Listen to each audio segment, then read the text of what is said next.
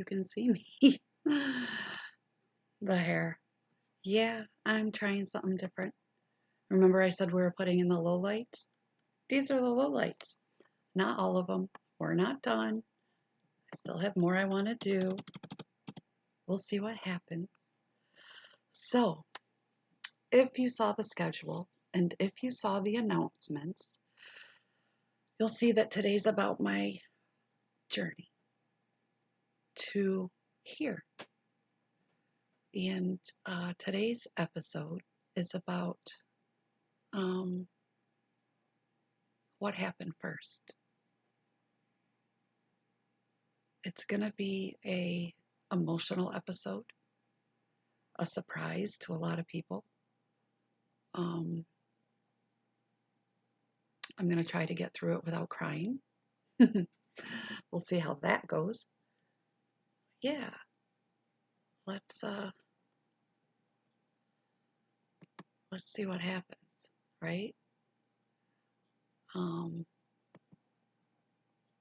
afraid you're going to be able to see my whole screen because I don't know what. So my camera stopped working and all this stuff went wrong.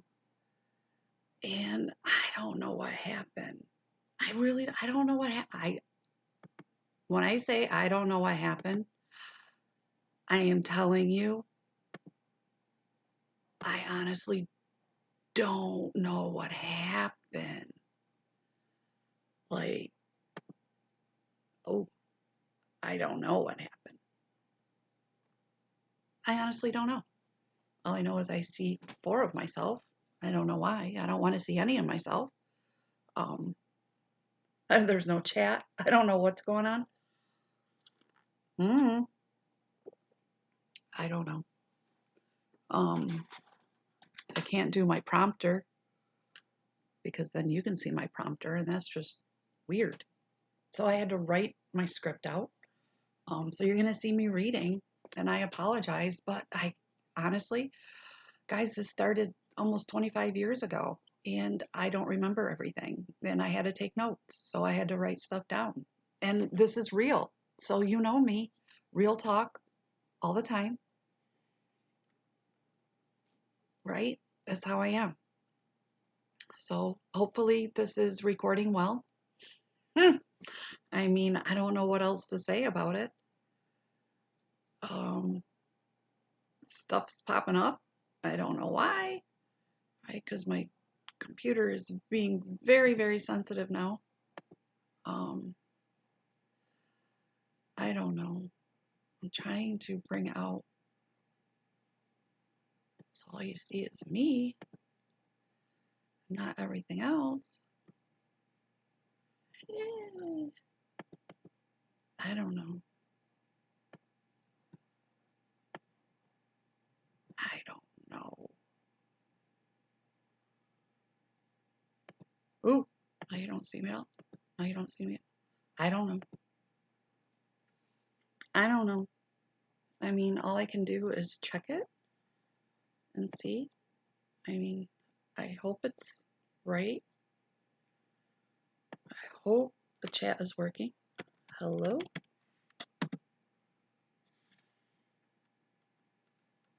I mean, I had to strip everything down, right? To make sure I could get my camera back working.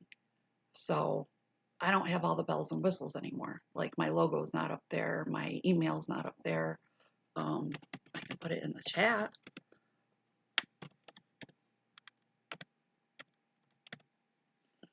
If I could spell.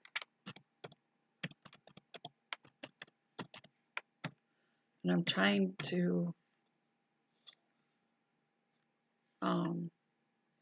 not make it look so.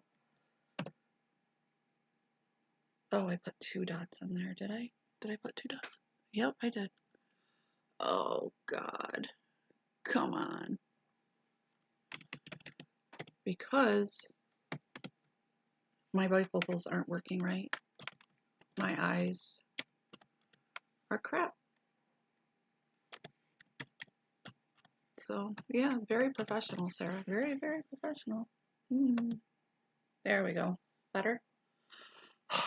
And then my website.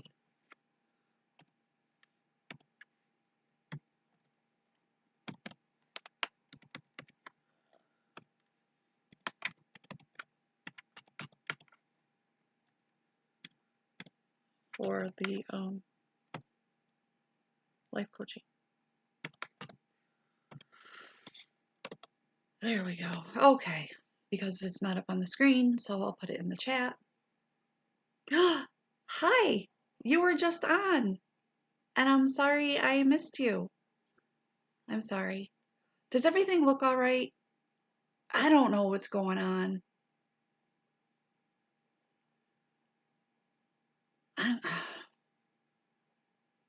Oh, ugh. So did people reschedule? Because I know you had people cancel on you yesterday.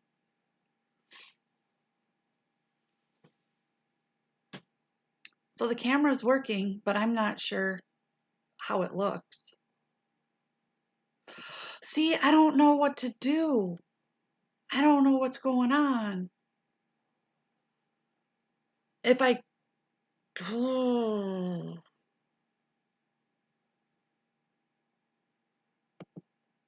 that one? Oh, did I fix it?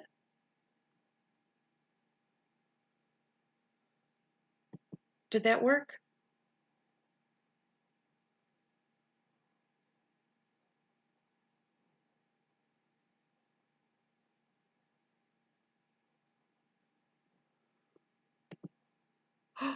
Did that work? All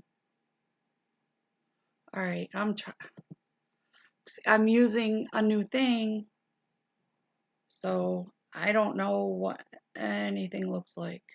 So everything but audio and video, right? It says I have two. Ooh, I don't friggin' know. Now stretch it, right? If it'll stretch. Stop moving. Stop.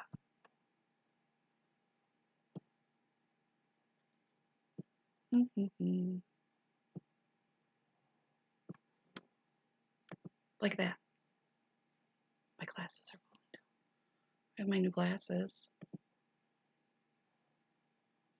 Is that better? Thank you for your help. I appreciate you so much. I really do. Good luck in your interview. I hope you find good people. They're hard to find. Oh, thank you. I'll talk to you later. I know. I know. It sucks being your own HR too.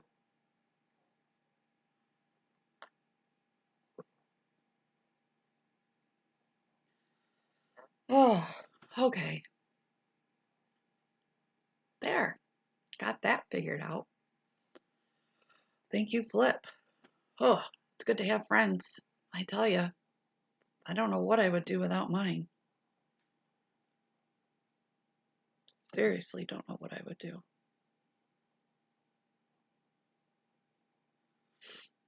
Oh, there's Ceci. I just got a whisper from Cess.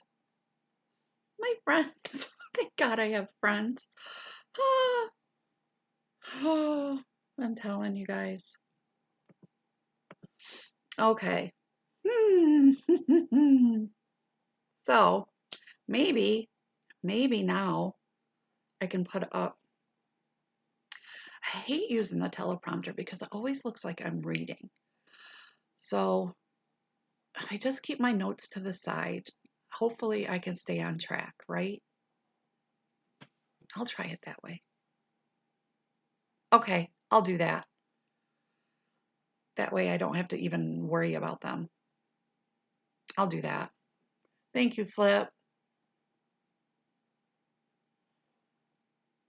Gotcha. Okay. All right. Yeah, I don't even know. Yeah, I don't need it.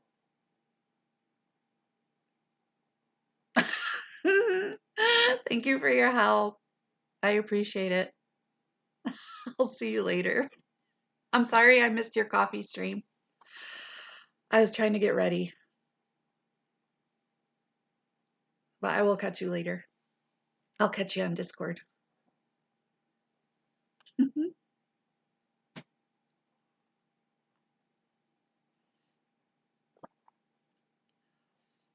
That's funny. Oh, it's good to have friends. Oh, that's funny.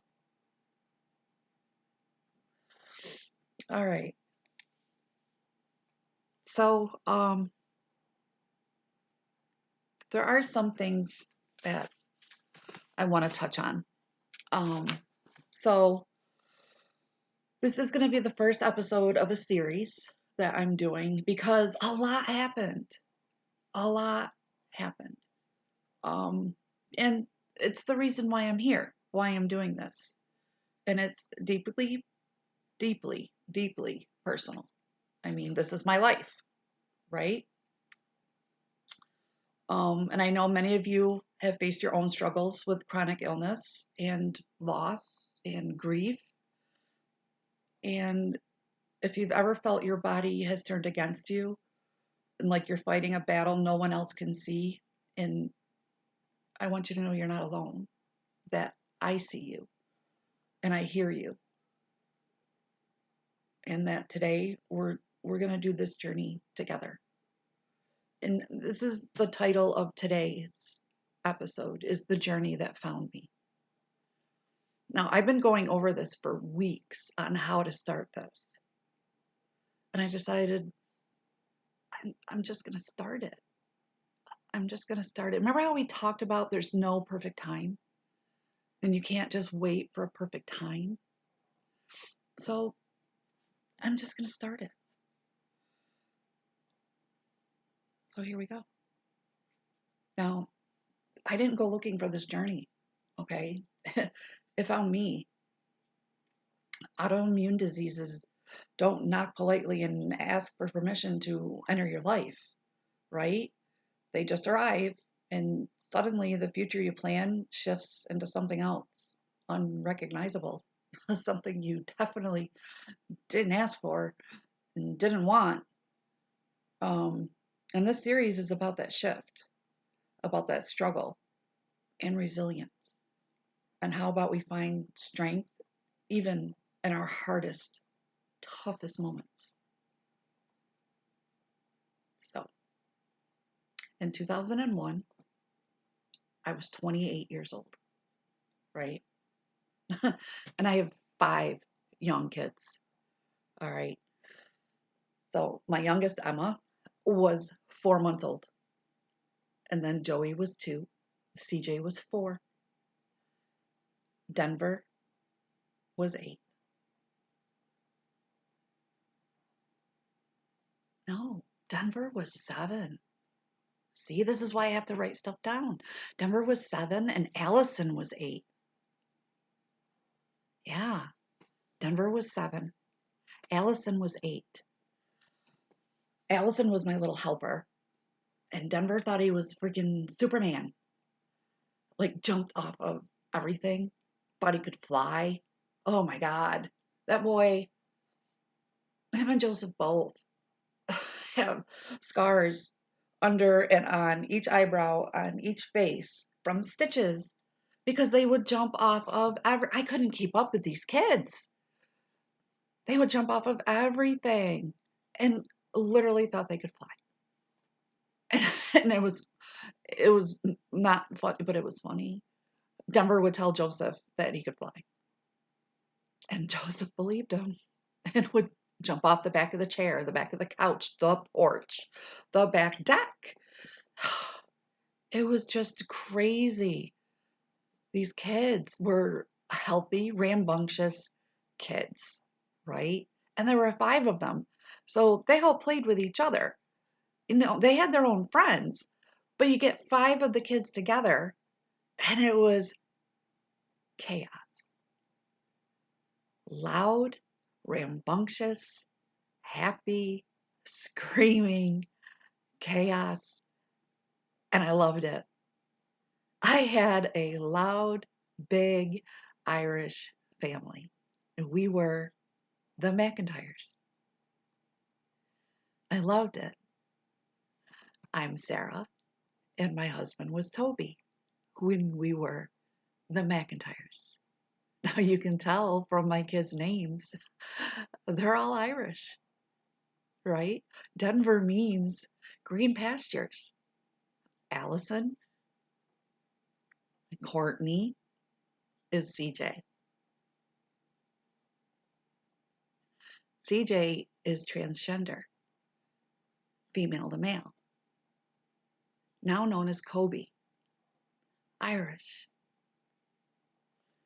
Joseph David, Emily Susan, otherwise known as Emma Sue. My babies, my life, right? Oh, I couldn't get enough. But I also had to work. And I was involved in community softball because I was athletic and active. I was doing everything, everything. And I was tired. I mean, come on. It was crazy. And I helped with Little League because my kids played baseball. Denver was a hell of a baseball player.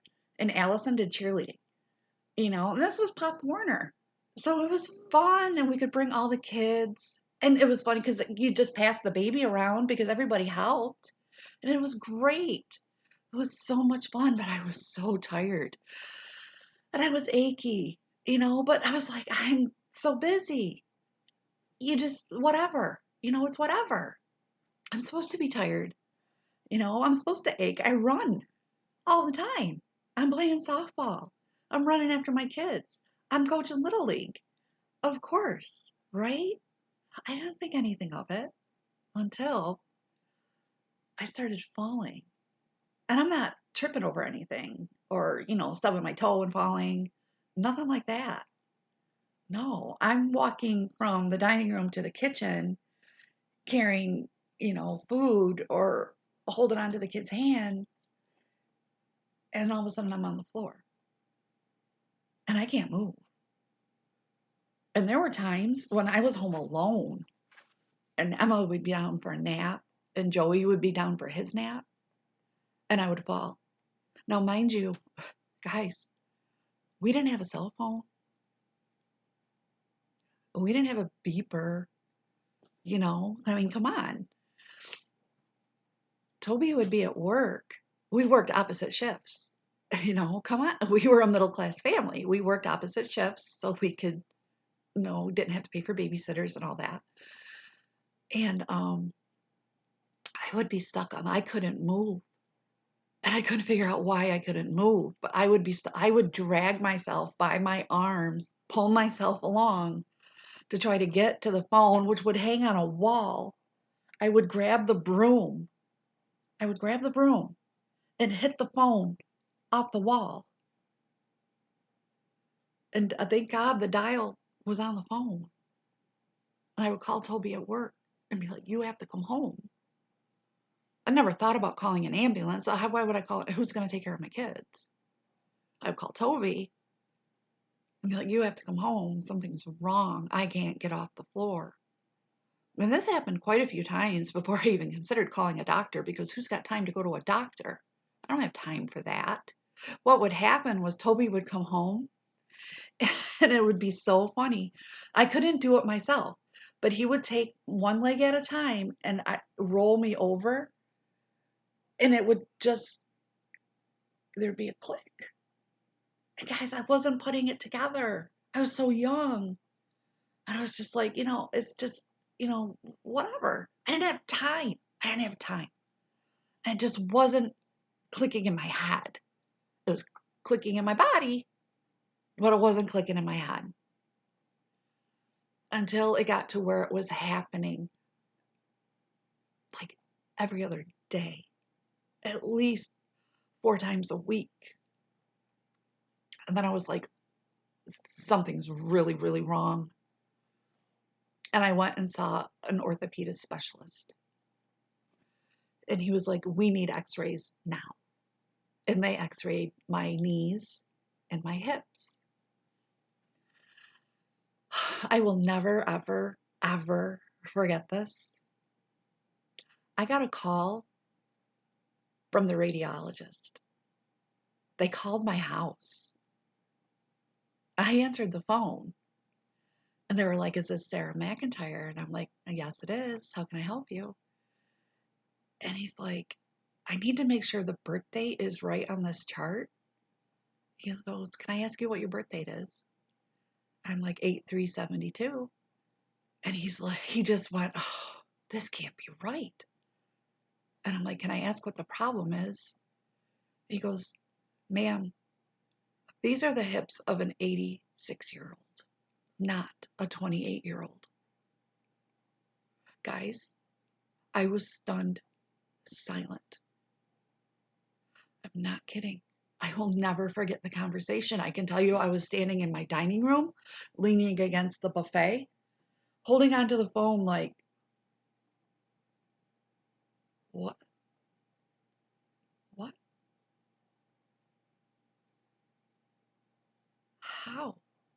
How is this possible? And he said to me, he goes, I need to call your orthopedist right away. I'm like, okay. He's like, you'll be hearing from them shortly. Okay. I had no idea at that moment what that meant.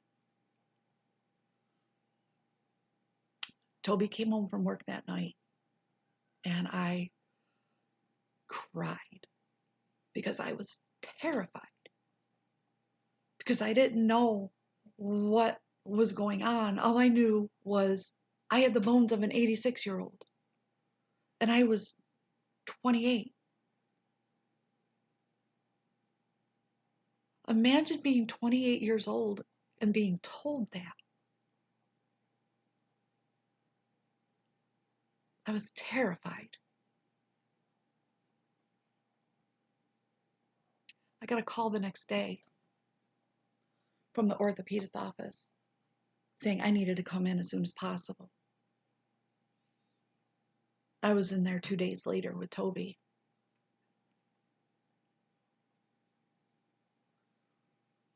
I was told I needed a double hip replacement. And they wanted to do both hips at the same time because I was young and I was strong and my body could handle it. I thought, what? What?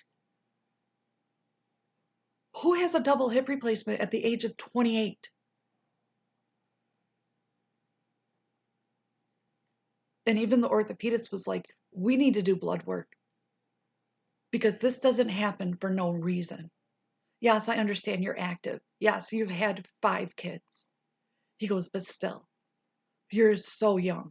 This happens for a reason. So they did a lot of blood work and a lot of tests. I got a call. It was the next week. I was still waiting for my surgery to be scheduled too. So and we had caller ID. Yeah, caller ID was a thing. Remember Star, was it Star 89 and you had Star 86 and all that? That was back when all that was going on. Yeah. Um, so anytime the hospital number came up, I was like, oh God, now what, right? And the doctor's office called me and he's like, Sarah, you tested positive for lupus. I need you to come into the office. I didn't know what lupus was. He got me in that day. I called Toby. I'm like, I need you to come with me because I was scared. I don't know what's going on with my body. So we went and we're both sitting down. And the doctor told us, you tested positive for lupus and rheumatoid arthritis.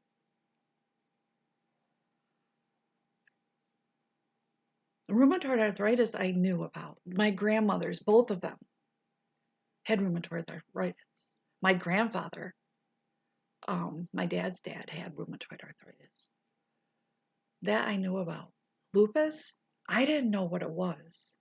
At first, I'm like, is that a cancer? And the doctor's like, no, no, it's an autoimmune disease. Well, what the hell does that mean? He's like, you need to see a rheumatologist. He goes, I'm going to give you a referral to see a rheumatologist. What the hell's a rheumatologist? Guys, I'm 20. I'm naive. I don't know. I was the picture of help. I was in the Navy. I was healthy. I wasn't in the Navy at the time. I had been in the Navy. I was fit. I stayed fit, right? I watched what I ate. I wasn't skinny. I was muscular and I was healthy as far as I knew, right?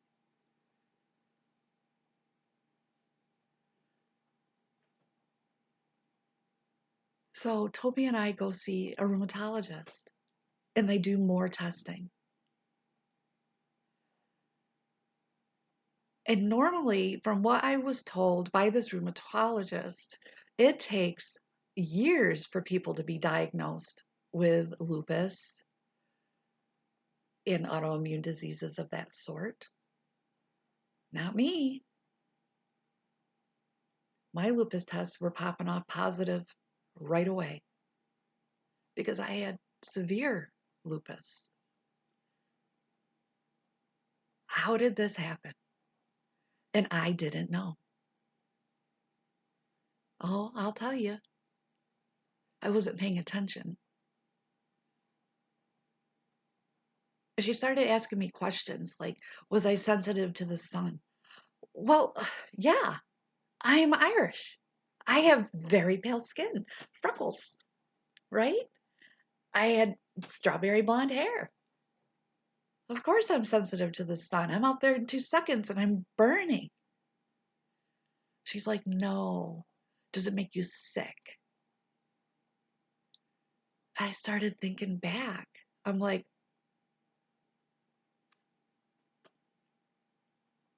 well, yeah, it kind of does. I don't feel good when I'm in the sun. I, I get really tired and feel very yucky. And yucky was the term that I used. And she's like, that's the term a lot of people with lupus use. That's how they feel when they're in the sun. She's like, have you ever noticed a rash?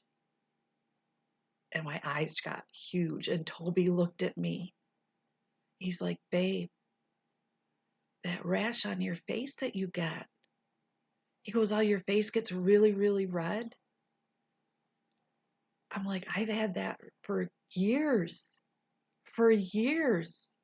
I said, I thought it was just because I was fair skinned. I didn't think much of it. I mean, it wasn't a raised rash. It wasn't like acne or anything. I just got really, really red.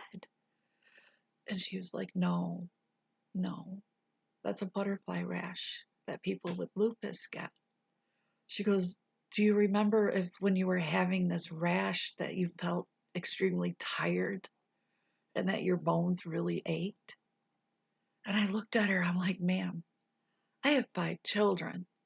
I am always tired. I said, so I can't really tell you if I was more tired then or not.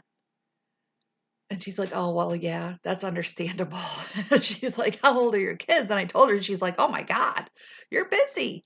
I'm like, yeah, I'm really busy. In my head, I'm like, I don't have time for this shit. And I'm looking at Toby like, what is going on? What is happening? And I'm trying not to break down, right? Because I need to pay attention. I need to absorb all this information. And I'm getting overloaded. And Toby's eyes are huge. His big baby blues are just like, whoa, and he's clinging to my hands. And I'm like, babe, you're hurting my hands. Because I'll never forget that because my wedding ring was like digging into my finger. And I'm just like, babe, you're hurting my hand. Because we're both terrified. Like, what is happening? You know? And the doctor said, I know this sounds silly, but you should be grateful. And I just looked at her like, what? She goes, no, grateful that you're finding out right away instead of waiting. She goes, the frustration of waiting on a diagnosis. She goes, is unbelievable. She goes, you're lucky. You're being diagnosed right away. And I remember looking at her going, I'm not feeling very lucky. I'm waiting to be scheduled for a double hip replacement. And she just looked at me and went, oh my God. She's like, here in Syracuse. You're from here. And I go, we live a little bit up north. Yes. And she goes, I can tell you right now. She goes, if you have it here, you'll be the first patient to have a double hip replacement, not due to trauma. And I'm like, what does that mean? She goes, you'll be the first person under the age of 30 to have a double hip replacement, not due to a car accident, meaning a trauma. I'm like, so not due to an injury. She goes, exactly. I'm like, so due to disease. And she goes, yes. I'm like, this is crazy. What is happening? Why is this happening? And she goes, it's genetic. She goes, somewhere in your line, somebody has lupus. And I'm like, I know both my grandmothers have rheumatoid arthritis. And she goes, I'll bet you they also have lupus. She goes, one of them has lupus. I'm like, oh. She goes, they were probably never tested. She goes, it's not common to get tested for lupus. And I'm like, oh my, this is like my head is just whoa, spinning, right? It's insane. This is all happening within a week span. I'm finding out I need a double hip replacement. I have this incurable. There's no cure for lupus. There's treatment. There's no cure. So the other thing this rheumatologist told me, now this I just remembered as soon as I said there's no cure, because back then there also was not a cure for AIDS. This is why I fired this rheumatologist, because she said to both me and Toby, lupus is like AIDS, only you can't give it to somebody else. You will die because your body stops functioning. You won't die of lupus. You'll probably die of pneumonia or kidney failure.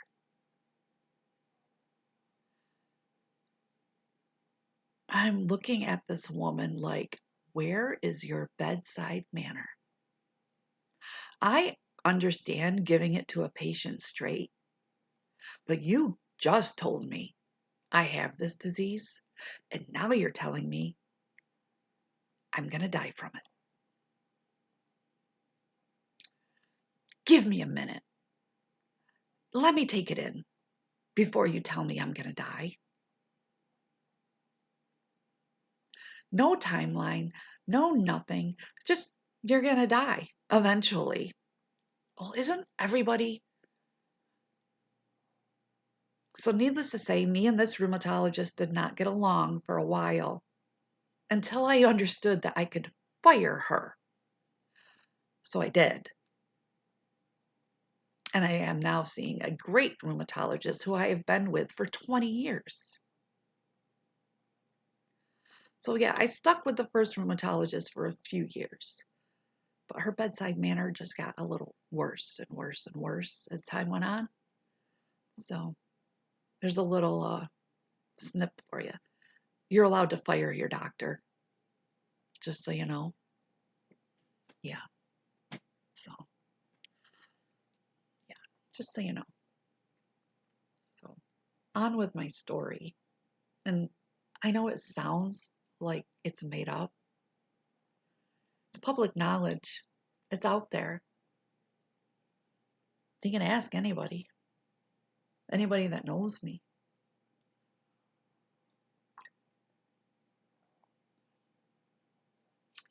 So a couple weeks later, I'm explaining to my children that I have to leave for at least 8 weeks because back then, hip replacements were total and complete hip replacements. They bore out your femur and metal is inserted from the middle of your thigh into your complete hip. And that's what I had on both sides at the same time. I remember laughing because I was so doped up in recovery and telling the doctor that he ruined my career as a bikini model because I had 54 staples on one side and 47 on the other.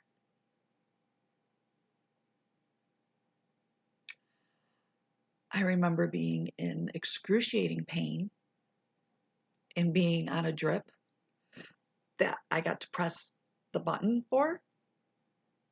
And I was anytime, every time I could.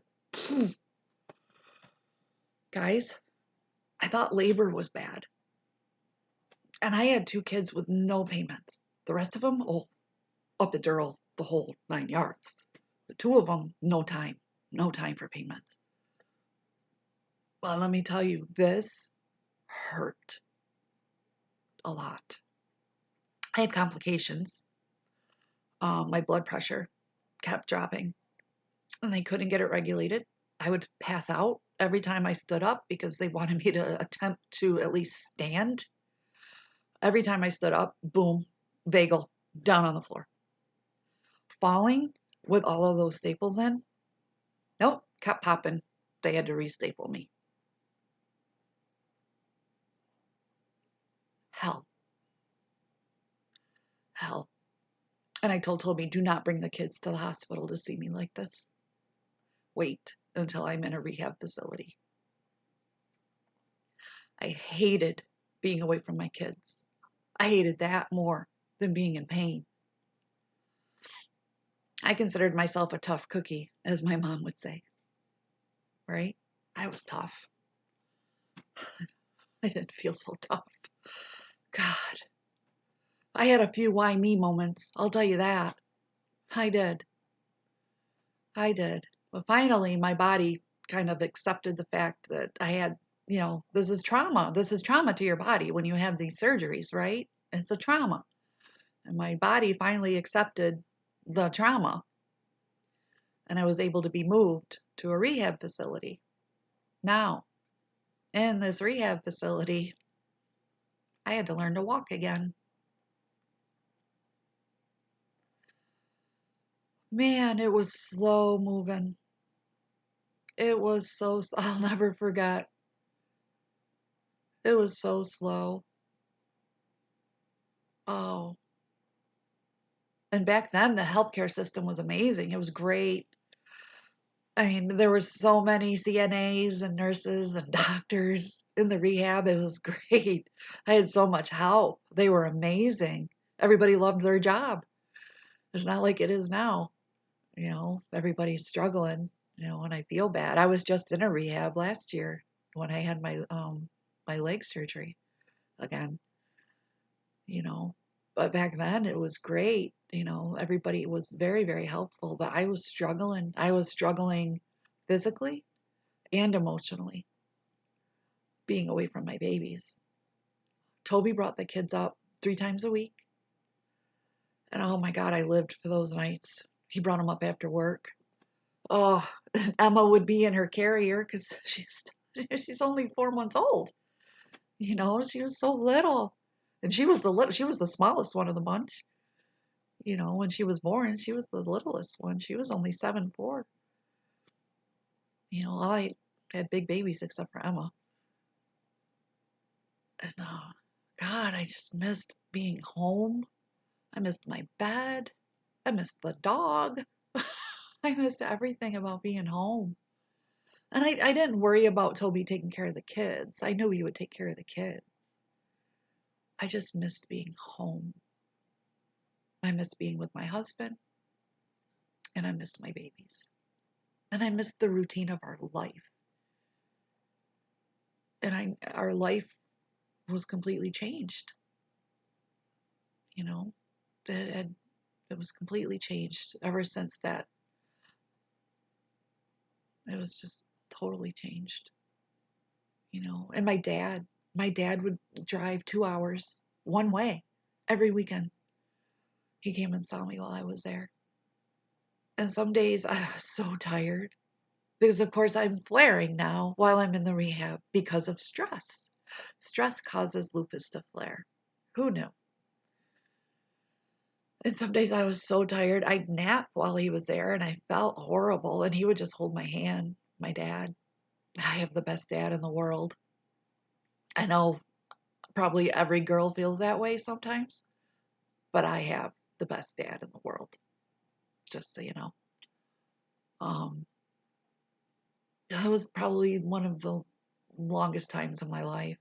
I thought at the time I didn't know what was going to happen in the near future. But yeah, it was so hard.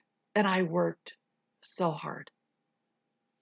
I worked very, very hard to get home. I mean, every day was progress. One step further, two steps further, stairs, doing stairs, using the bathroom by myself, taking a shower. Oh my gosh. You know, I know it sounds mundane, but when you've had that type of trauma done to your body, it's huge. When you literally have to learn to walk again, to move your hips again, it's huge. It's huge. Yeah. And like I said, the staff was amazing. You know, they celebrated with me, they cried with me. Um, they had a therapist there, a psychologist, and she was great. Oh, she was great. She's the one that turned me on to mindfulness therapy.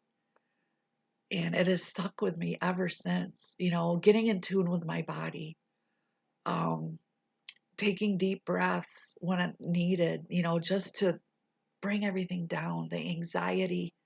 Because I was so anxious, you know, just being away from the kids and not being home. And I was so young, you know, and not understanding, you know, about the disease, you know, and being diagnosed, you know, with old people disease, the rheumatoid arthritis.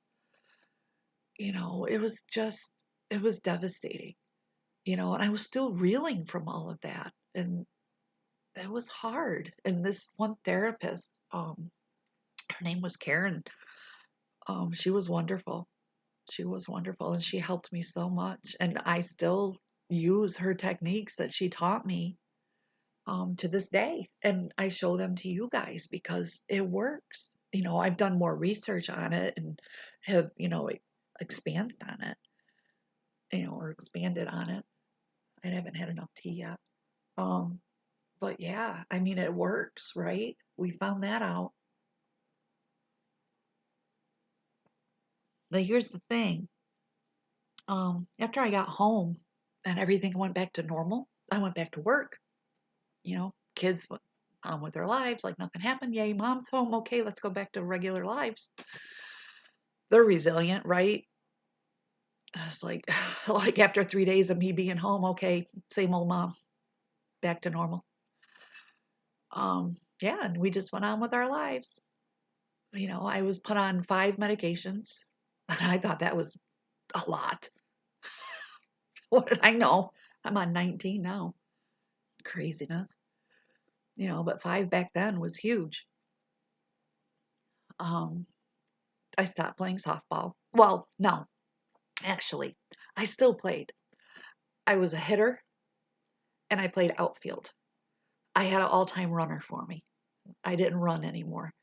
I was, that still hurt a lot when I ran. Um, I got better, but they were really afraid, the team was, and the umps, and they just didn't want me running. So I was like, fine, I'll hit. And man, I can hit a softball, just so you know. I think I told you about that one rule, though. You can't catch a ball with your hat or the other team gets a run. Such a bullshit rule. Just saying. Anyway, life went on, right? Everything was good. Everything was great until Christmas Eve, 2002. I'll never forget that night.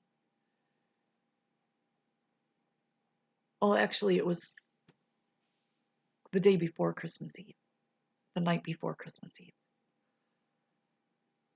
Toby, it was so weird. We played dominoes a lot, chicken feet, played it all the time. We used to play gin rummy. We were big into board games and card games and stuff. We didn't go out. We had 5 kids. We stayed home. I didn't drink. He drank beer sometimes. We weren't big into going out and stuff. Anyway, I wasn't anyway. He used to go out with his friends. But um that night we played chicken feet. And then after we got done, I thought it weird. It was 10 o'clock and he was outside on the phone. And I opened the door. It was cold. I'm like, who the hell are you talking to? He's like, my dad. I'm like, why the hell would you call your dad? He's like, I just wanted to tell him good night. Okay, whatever. And he had built a fort for the kids to sleep in the living room. And the reason he had done that was because we kind of had a thing that the 2 nights before Christmas, that's when we wrapped our presents, and we would drink, we pretended to drink wine. I couldn't drink because of my meds. So I drank grape juice, and he would drink Kool-Aid. He loved Kool-Aid. Actually, it was Hawaiian punch. He would drink Hawaiian punch. I drank grape juice, and we would have cheese and crackers, and we would wrap the presents. And we got half of them wrapped that night because he had made a fort for the kids in the living room. And so they all slept in the living room. Even Emma, she slept in her playpen. It was like the Carrie playpens. I can't remember what we called them back then, but it was the small portable playpens.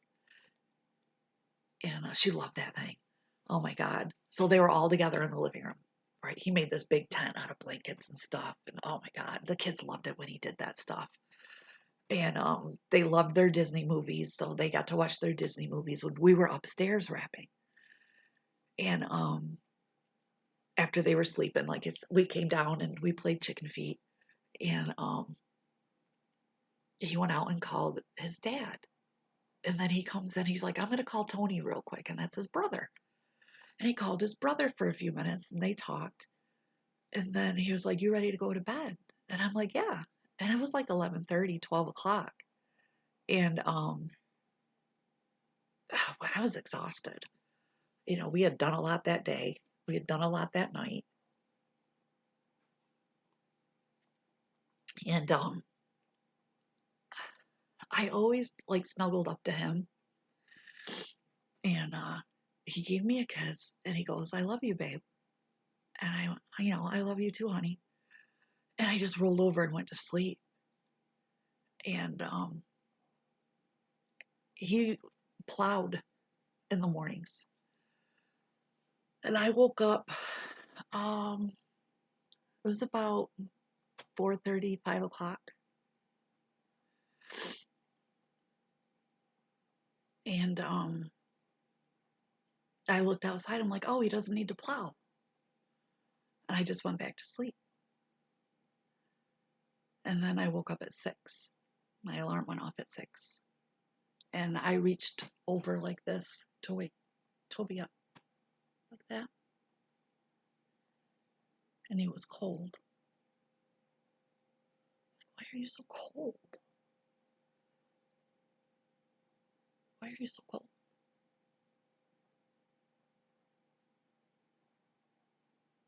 He was stiff. Like, what's going on?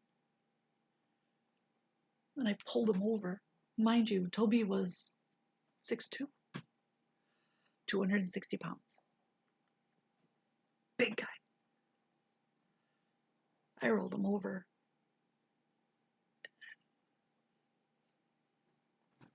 He was gone. He was in full rigor.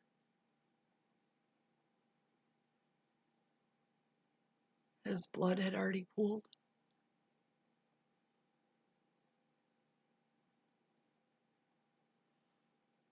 I wanted to scream. I wanted to scream. I couldn't. I didn't want to wake up my kids. I didn't want to scare the kids. I was crying. I'm like, no, you can't do this. You can't. You can't leave like this. Not on Christmas Eve. What's going on? What's going on? I called 911. And the lady starts arguing with me. Mind you, I had been a CNA for years. It's what I did while I was going to college. And she starts telling me to do CPR. I'm like, ma'am, he's been dead for hours. He's in full rigor. His body has pooled. The blood has pooled. This is what I need. And she's arguing with me. And finally I yelled at her. I'm like, stop it. This is what I need. I need an ambulance, no lights, no sirens, and I need a sheriff. And I gave her the address and I hung up. No, I said to her, I told her what I needed. I said, now I have to go tell my children that their daddy is dead. And I hung up the phone.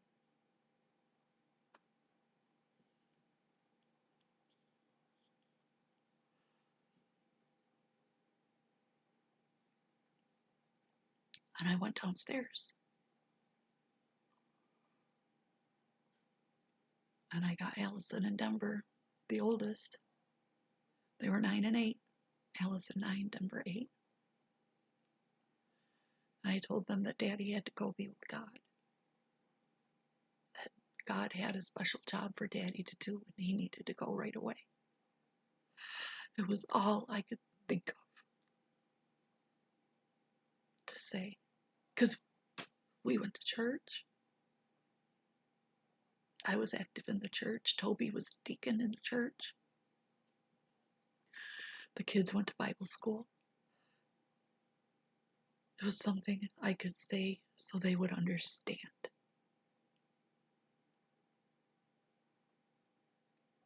I hoped.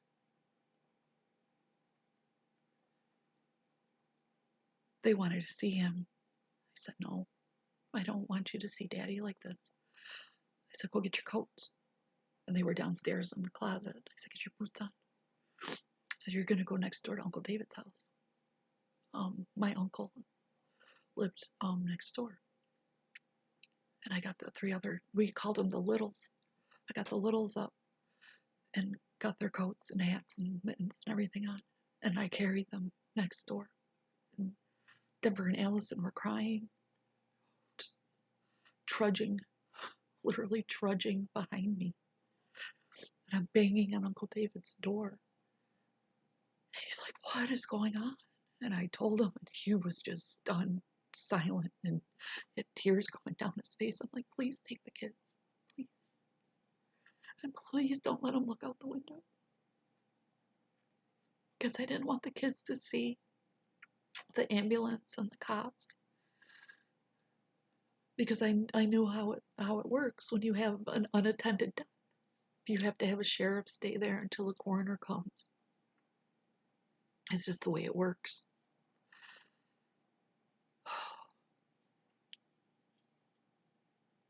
And I knew Toby's brother would come because he's in the fire department next town over, and he would hear the call, and he would hear the address, and I knew he would come. I called my mother, and she came, and my stepdad came. I believe she called my father. I don't remember. I don't remember. I called Toby's mother. She didn't believe me.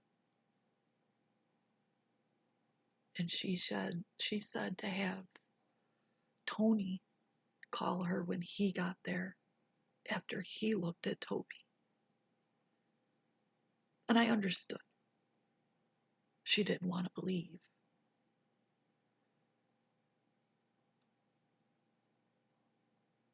And that's really all I remember about that day, other than everybody gathered in my living room with our pastor, Dan, who was just in shock himself. Like, he was trying to console me and everybody and console himself at the same time because him and Toby were friends, good friends. It was just horrible, horrible. And Christmas was the next day.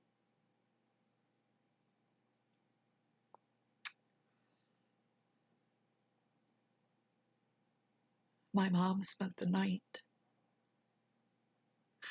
We replaced the bed. I couldn't sleep in the bed. I slept on the couch.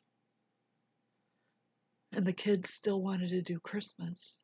So we took the presents that we did have wrapped and put them under the tree. My aunt took the rest of the presents that we had hidden in the trunk of the car, and she wrapped them and dropped them off later that night. I remember that. And so me and my mom did Christmas morning. And then after the kids got done opening their presents, I opened the back door and I threw the tree out the back door, ornaments and all. Everything was still on the tree.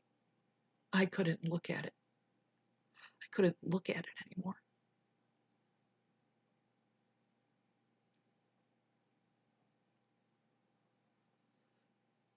Needless to say, Christmas has never been the same for us. It's not our favorite season.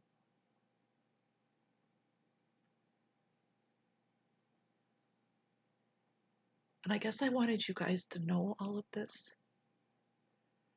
So when I say I've been there and I understand loss and grief and resilience and what it feels like to have to fight for everything, I do know. And it's why I'm here. I have a lot to say,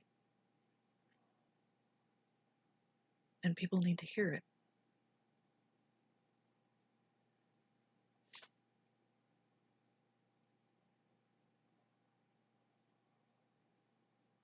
I hope some of this resonates with people. Um, like I said, this is episode 1. There's more to come.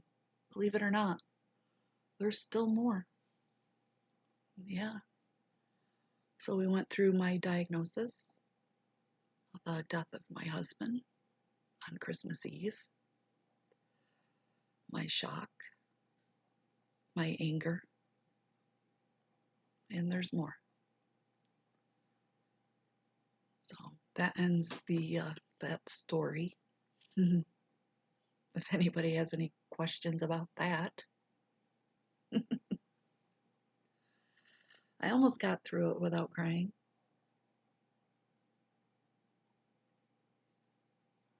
Should have known that was going to happen, though. Yeah. So, but next time, I'm going to talk about the battle I had to go through to keep my family together, the struggles of being a single mom of 5 kids